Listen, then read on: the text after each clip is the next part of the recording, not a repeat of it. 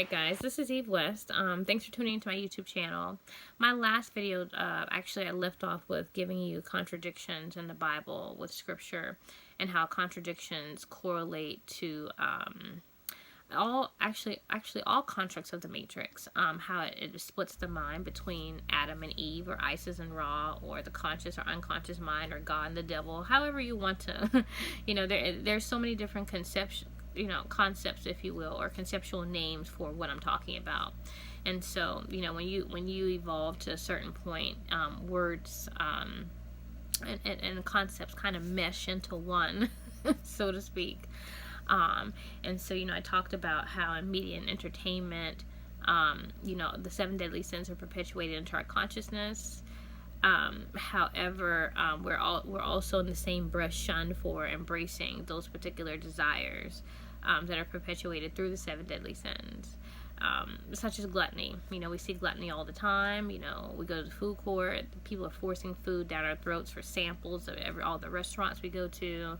We look at TV, we see commercials with an abundance, a smorgasbord of food. It's always billboards and things like that. When we turn on the radio, it talks about food and going to these various establishments. So everything is about food. But if we're overweight, or we have, medical ailments, if you will, due to diet, and really there is no, when you reach a certain level of consciousness, you realize that, there is no cause and effect. But because of the law of the universe says that if you eat poorly, then you will have, I guess that you would call ailments or physical ailments. And so, it's like causing a discrepancy within the consciousness, because you say to yourself, well, you infuse this stuff into my consciousness. However, you're telling me not to do these things. And so the ego becomes in conflict with the astral unconscious mind. And so the purpose is to bring the two together as one. But the matrix environment is intended to actually destroy and separate, if you will, those two aspects of yourself.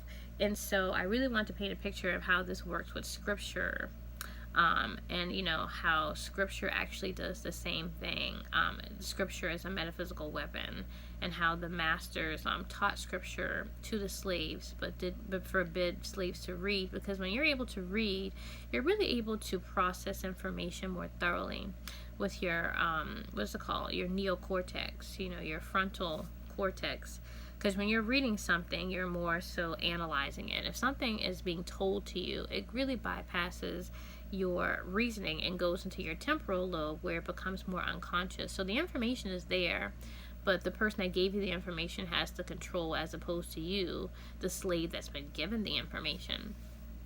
So, I talked about, Matthew 5:39 and Matthew 10:34 through 36, and I talked about Isaiah 9:6 and how, you're taught to, turn the other cheek, but then it says, I didn't come here to bring peace but a sword, and then it says that, Jesus is going to be the Prince of Peace. These are all contradictions.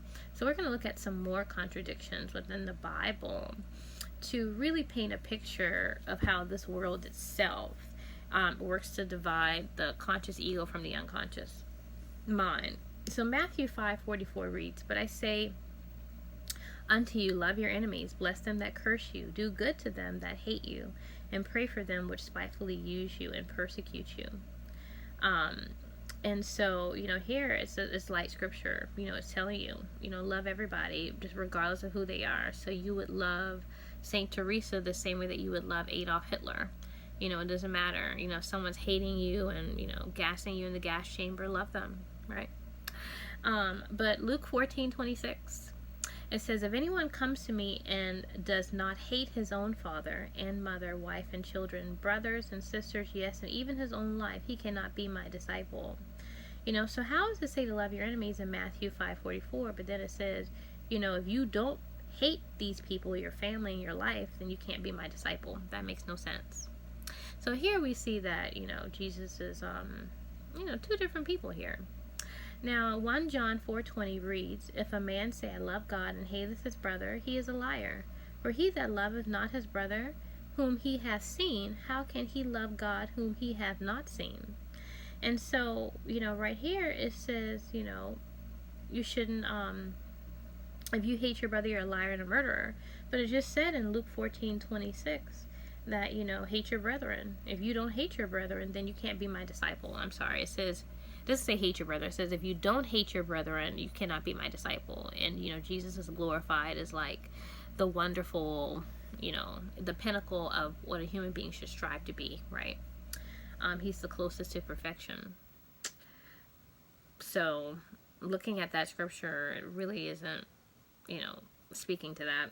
But anywho, John 15:12 reads, a new command I give you, love one another as I have loved you, so you must love one another. But it's not saying in Luke 14:26 to love one another. It's not saying in, what is it? Matthew 10:34 through 36, to love one another.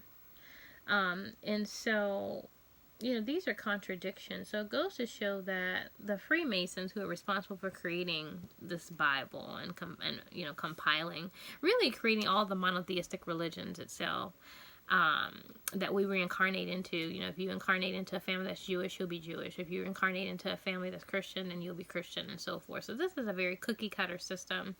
But when your pineal gland, your I guess what you would say, your DNA starts to be activated, then you really start to see past the BS, and the people who actually puppeteer this particular ego that you play in this reality. And so they have to reveal all of this stuff, and they reveal it to create suffering within you. So it's not like, because as an ego, you can think to yourself, oh, this is wonderful information. I'm so happy. I know I feel so empowered.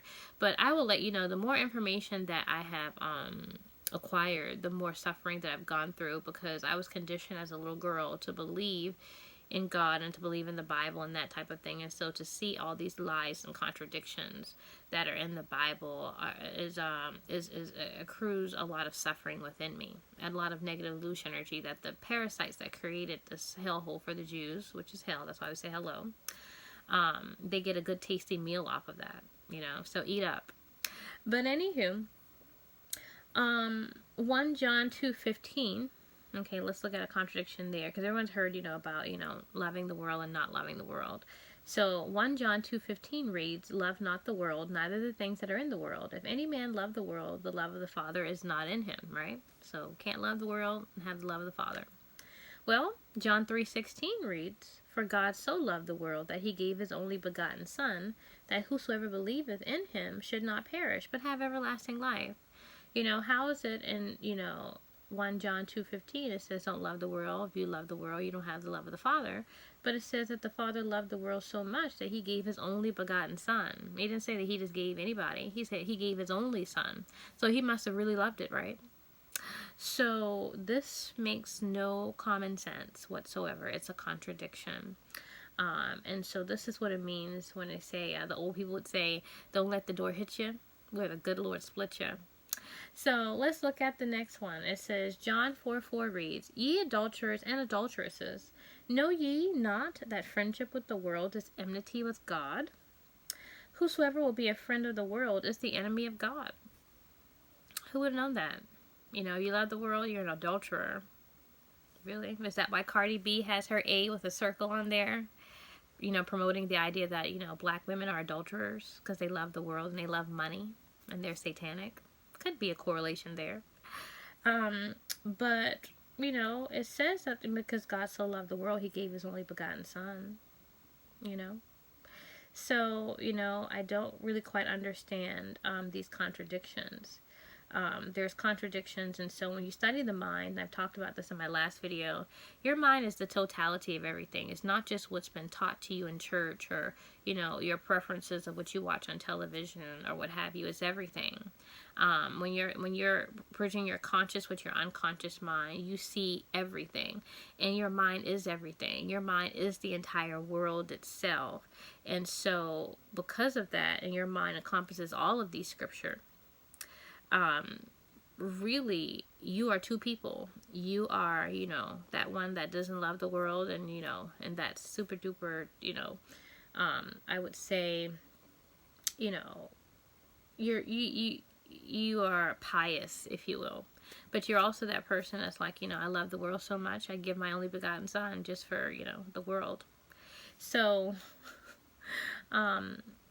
you know, this is a travesty, and it's evil. It's actually quite evil, this system that they have going on here in hell. So let's look at another one. This is Ephesians 6:5. Slaves, obey your earthly masters with respect and fear, and with sincerity of heart, just as you would obey Christ. You know, obey your earthly masters. You know, that means, you know, just like you would obey God, right? The man upstairs. You would obey your earthly masters, your boss, the police, what is it, your parents, anybody that's would be considered within the matrix environment to be an authority figure. But Matthew 6:24